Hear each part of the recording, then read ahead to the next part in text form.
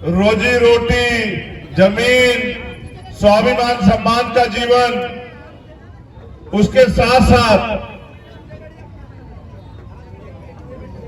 तमाम तरह की जो परेशानियां उससे निजात मिली।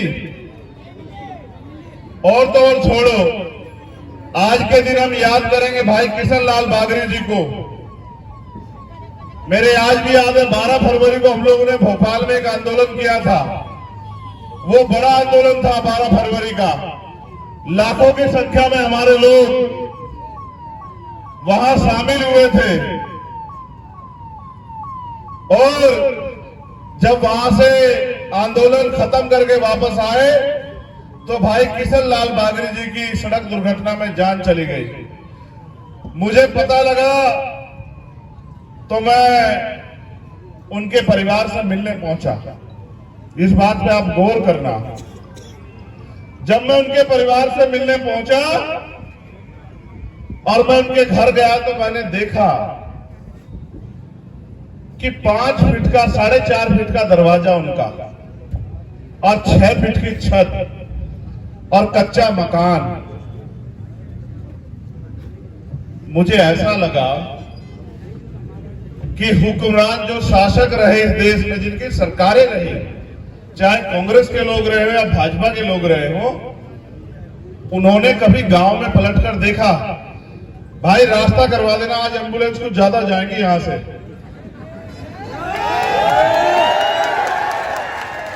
रास्ता करवा देना। मैं जानता हूं ताकतवर लोगों को, मैं तो एक एक व्यक्ति की जान की कीमत समझता हूं, मगर आप ये समझना, इस बार ये सरकार एम्बुलेंस में ही जाएगी। ये बात आप याद रखना, समझ रहे हो? क्योंकि इन्होंने जो कर्म किए हैं, बीमार तो ये खुद लोग हो चुके हैं। अब इनको इलाज की जरूरत है और इलाज इनको मिलेगा ऐसे जो सड़े हुए अस्पताल इन्होंने बना रखे हैं उन्हीं अस्पतालों में। तो मैं वापिस आता हूं, गौर करो। मेरी माए बहनें यहां बैठी हैं, मेरे छोटे छोटे प्यारे बच्चे, छोटे भाई यहां बैठे, बुजुर्ग यहां बैठे। आप अपने मन से पूछो, अगर इन्होंने आपको इंसान माना होता और इन्होंने गांव की तरफ जाके देखा होता तो क्या इनको नहीं पता दिखते आपके कच्चे मकान? ऐसा क्या हुआ कि 75 सालों में आपके कच्चे मकान इनको नहीं दिखे? क्या कच्चे मकान दिखे नहीं या कभी देखना नहीं चाहा? चलो और सुनो, मैं जब और गांव के इंटीरियर में जाता हूं तो जाके देखता हूं। मैंने पूछा कि यहां हमारे लोगों पे रोजगार क्या है, तो पता लगा पुरुष मेहनत मजदूरी करते हैं, बहन बेटियां महिलाएं जमींदारों के खेतों में काम करती हैं, 300-400 रुपए की दिहाड़ी करती हैं, पूरे दिन सर से धूप छत खेत में निकलती है और वो 300-400 रुपए घर लेके आती है, तब घर चलता है। सम्मानित मेरे लोगों, ये आजादी है, इसको आजादी मानते हो? सच जानना चाहते हो मध्य प्रदेश का क्या है? मध्य प्रदेश का सच ये है, आज भी हजारों लोगों पे सर ढकने के लिए पक्का मकान नहीं। आज भी हजारों लोगों पे अच्छा भोजन नहीं है। मुझे तो आपने पीने के लिए बहुत प्यारा पानी दिया, लेकिन सच ये है कि हजारों लोग साफ पानी नहीं पी पाते। हजारों लोगों पे पहनने के लिए अच्छे कपड़े नहीं है। हजारों लोग इलाज की कमी के कारण सड़क पे दम तोड़ देते हैं, या फिर अगर अस्पताल ले जाना भी चाहे तो जेब में हाथ डाल के देखते हैं मेरे लोग, तो पता लगता है कि जेब तो खाली है। जो थोड़ा बहुत बचा रखा है वो इलाज में चला जाता है, जो थोड़ा बहुत बचा रखा है वो बच्चों को पढ़ाने में चला जाता है, जो थोड़ा बहुत इकट्ठा किया है वो बच्चों की शादी में चला जाता है। और अगर कहीं कोई दुर्घटना हो जाए, कहीं कोई अनहोनी हो जाए, कहीं कोई प्राकृतिक मार हो जाए तो साहूकार से उधार लेना पड़ता है, लोन लेना पड़ता है। आप इसको आजादी मानते हैं? आप गौर करो, अमीर अपने यहाँ कुत्ता पालता है ना, उस कुत्ते के लिए भी रहने के लिए जगह बनाता है नहीं बनाता है? बताओ।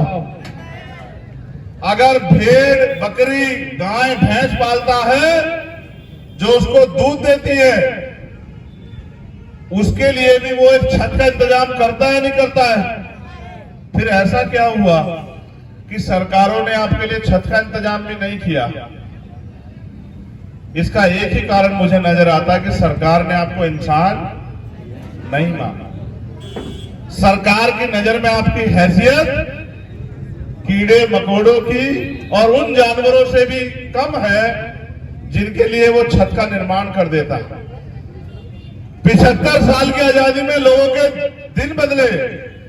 याद करो, जो पुराने लोग हो, क्या 60 साल पहले ऐसी मार्केट थी? ऐसे साधन थे? लेकिन हम इन 60 सालों में भी इससे अछूते रहे। इसका एकमात्र कारण जो मुझे नजर आता है वो ये है कि हम लोगों ने अपनी ताकत नहीं बनाई।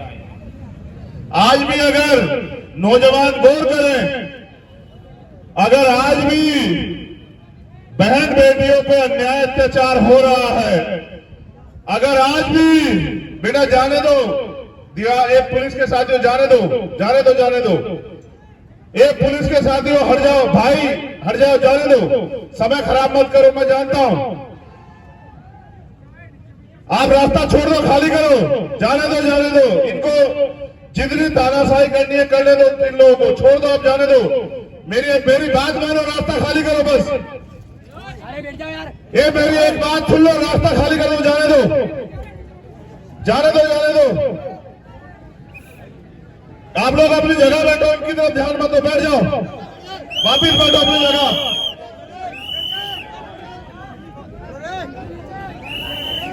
अपनी जगह बैठ जाओ। मैं इन सब चीजों से बहुत वाकिफ हूं, आप अपनी जगह बैठ जाओ।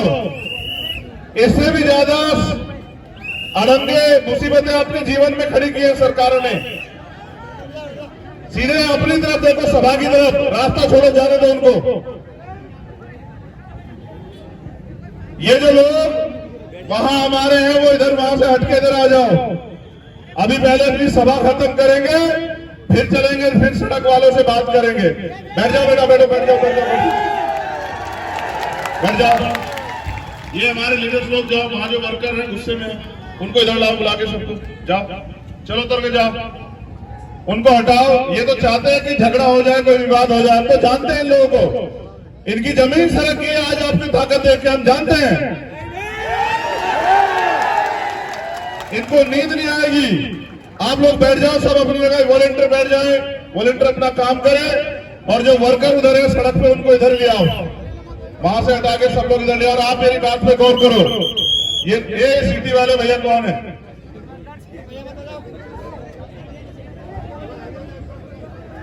ये प्रशासन जानता है, मैं आपसे इस बारे में बात रखूंगा। आप इधर देखो, छोड़ो। जय भीम, जय भीम। देखो, पहले हम उस पर बात करेंगे, उस पर बात कर रहे थे, फिर यहां संख्या बढ़ गई मीडिया के साथियों के पास।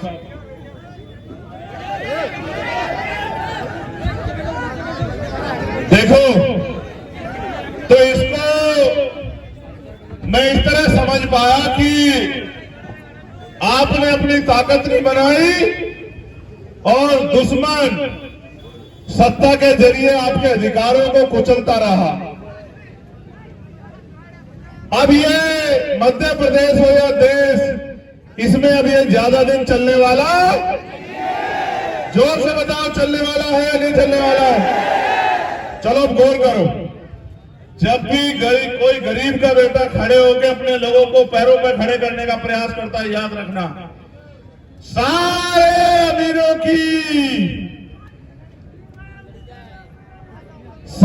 अमीरों की दरवाजे खिड़कियां सब हिल जाती है कि इस तरह तो गरीबों का राज आ जाएगा, अमीरों की दुकानदारी बंद हो जाएगी। आज उसी का परिणाम आसपास देखने को मिल रहा है। आप ये बताओ, यहां किसी विधायक की सभा होती तो एक अच्छा प्रशासनिक व्यवस्था बना के यहां व्यवस्थित किया जाता, लेकिन क्यों नहीं हुआ बताओ? क्योंकि सरकार चाहती है कि हमारे लोग तमाम तरह की मुसीबतों में, कठिनाइयों में पड़े रहे। लेकिन आप याद रखना, हम मेहनत मजदूरी करके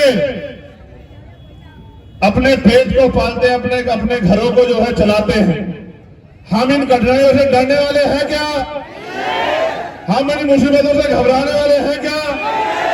चलो गौर करो, बहुत हुआ अमीरों का, ताकतवर लोगों का, तानाशाहों का राज। यहां आज आप इतनी बड़ी संख्या में आए हो, मैं आपसे जानना चाहता हूं, क्या आप राजेश वर्षी जी को चाहते हो यहां से विधायक बने?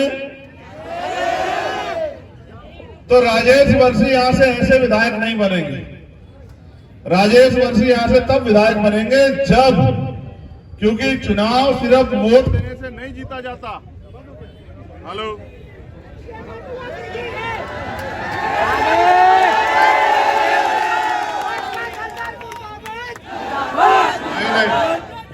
चुनाव सिर्फ वोट देने से नहीं जीता जाता, वोट दिलानी भी पड़ती है।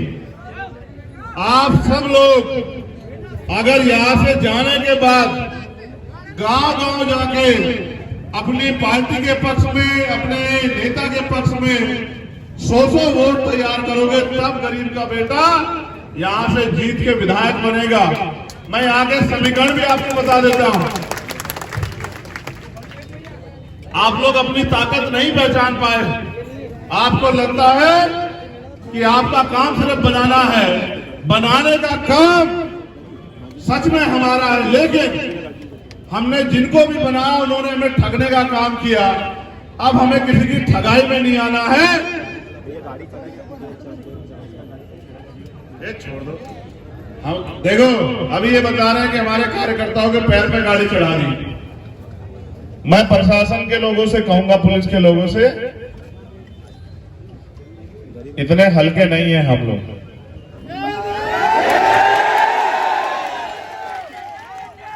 आप लोगों को ऐसे उपद्रवियों का ध्यान रखना चाहिए जो इस तरह का माहौल खराब कर रहे हैं। हमारी परमिशन का प्रोग्राम, हमारी परमिशन की सभा, फिर इस तरह का माहौल जो खराब कर रहे हैं वो क्यों कर रहे हैं?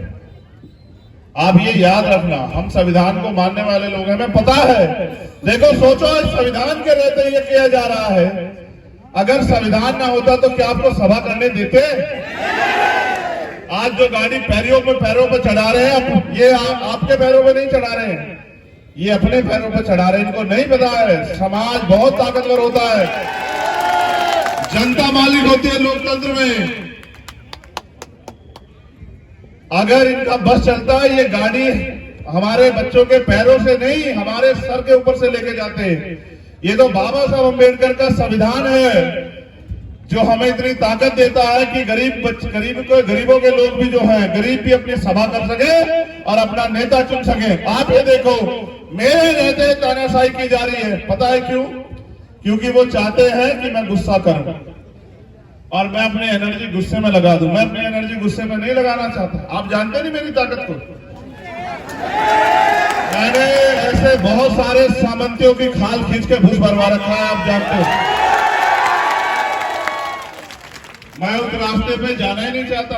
जिस दिन से मैंने वो रास्ता छोड़ा है, मैंने भारतीय संविधान का रास्ता पकड़ा है। और जब से मैंने भारतीय संविधान का रास्ता पकड़ा है, इनकी नींद हराम हो गई है संघी लोगों की। ये चाहते थे मैं उसी रास्ते में रहूं, क्योंकि अगर मैं उस रास्ते में रहूंगा तो मुझे कहीं आतंकवादी, कहीं नक्सली, कहीं कुछ और कह के मेरी जान लेना, मेरे लोगों की जान लेना आसान रहेगा। क्योंकि उस रास्ते में मैं आपको हक अधिकार नहीं दिला सकता। लेकिन आज जिस रास्ते में मैं हूं, मैं आपसे कह सकता हूं पूरी जिम्मेदारी से, आप इस विधानसभा से मेरे छोटे भाई राजेश बख्शी को अपनी एक वोट देके इसको विधायक बना के भेजना यहाँ से। और फिर मैं आपको बताऊंगा कि कौन सामंती आपकी तरफ आग उठा के देखेगा। ये कह रहा था, आज भी हमने इतनी ताकत बनाई है कि किसी सामंती की हिम्मत नहीं कि किसी गरीब की बच्ची की तरफ आग उठा के देख ले, लेकिन फिर भी जो कमी रह गई है उसको 2023 में पूरा करेंगे। मेरे लोगों, याद रखना इस बात को आप लोग। एक चीज और गौर कर लो, यहाँ के समीकरण बिल्कुल सीधे हैं। 70,000 से प्लस यहाँ दलित समाज है या नहीं है बताओ? प्लस में हमारे दक्कड़ के भाई जो हमारा परिवार है, प्लस में हमारे मुस्लिम भाई, आप दलित समाज के लोग इकट्ठा हो जाओ। मैं गारंटी से कहता हूं, इन्होंने इतना अन्याय किया है, इतने लोग इनके खिलाफ हैं कि इनको छठी का दूध याद दिलाने की समय चुनाव आएगा। आप लोग याद रखें, इनका बुलडोजर किस पे चलता है? आदिवासियों पे। इनका बुलडोजर किस पे चलता है? दलितों में। इनका बुलडोजर किस पे चलता है? पिछड़ों में। इनका बुलडोजर किस पे चलता है? मुसलमानों पे। कभी किसी सामंती में इनका बुलडोजर चला? मैं बुलडोजर को सही नहीं मानता, मगर ये बताओ, सागर में जिन्होंने हमारी बहनों को नंगा करके घुमाया और हमारे भाई की हत्या की, क्या उनके घर पे बुलडोजर चला? मुख्यमंत्री जवाब देंगे क्या? नहीं चलेगा बुलडोजर, और नहीं चाहता मैं चले किसी घर में बुलडोजर। लेकिन बुलडोजर के आड़ में जो गरीबों को कुचला जा रहा है, मैं फिर कह रहा हूं, मैं अपने मुस्लिम भाइयों को कह रहा हूं, घबरा के नहीं जीना। ये मुल्क आपका है, ये प्रदेश आपका है। आजादी में आपका भी इतना ही बलिदान है जितना और लोगों का है। अपने आप को कमजोर मत समझना। चंद्रशेखर आजाद और भीम आर्मी आपके साथ खड़ी है, याद रखना। मैं आपसे भी सबसे कहना चाहता हूं,